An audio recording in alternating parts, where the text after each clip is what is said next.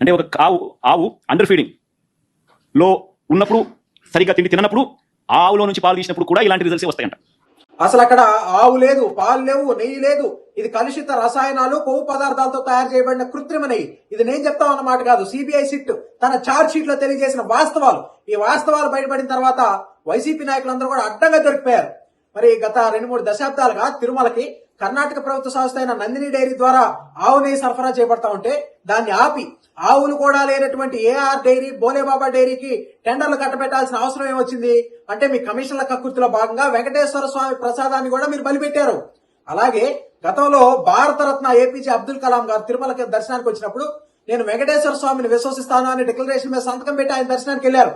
మరి నీ స్థాయికి నువ్వు డిక్లరేషన్ మీద సంతకం పెట్టలేదు అంటే నువ్వు వెంకటేశ్వర స్వామిని నమ్మట్లేదు అని హిందువులందరూ కూడా భావిస్తా ఉన్నారు. పైగా what kind of secular nation is this అంటావు అంటే మతపరమైనటువంటి సంస్థల్లో సెక్యులరిజం ఉంటుందని ఏ చట్టం చెప్పిందా నీకు? ఇక్కడ ఈ విషయాలన్నింటిలో దొరికిపోయారు కాబట్టి 2 అచ్చోసిన ఆంబోతులను రోడ్ల మీద పంపించి బూతులు తిట్టిస్తా ఉన్నారు. పైగా కాపు నాయకులు, బీసీ నాయకులు అని కులం కార్డాడే కుట్రలు చేస్తా ఉన్నారు. నీ ప్రభుత్వ హయాంలో మాచర్లలో తెలుగుదేశం పార్టీకి చెందిన కాపు నాయకుడు బొండావమ్మ గారిని, బీసీ నాయకుడు బుద్ధా వెంకన్న గారిని చంపేయాలని ప్రయత్నం చేశారు మీరు. ఆనాడు కాపు నాయకులు, బీసీ నాయకులు అని చెప్పి గుర్తురాని కులం ఈ రోజు ఎందుకు గుర్తొచ్చింది జగన్మోహన్ రెడ్డి అని ఈ సందర్భంగా అడుగుతా ఉన్నాం.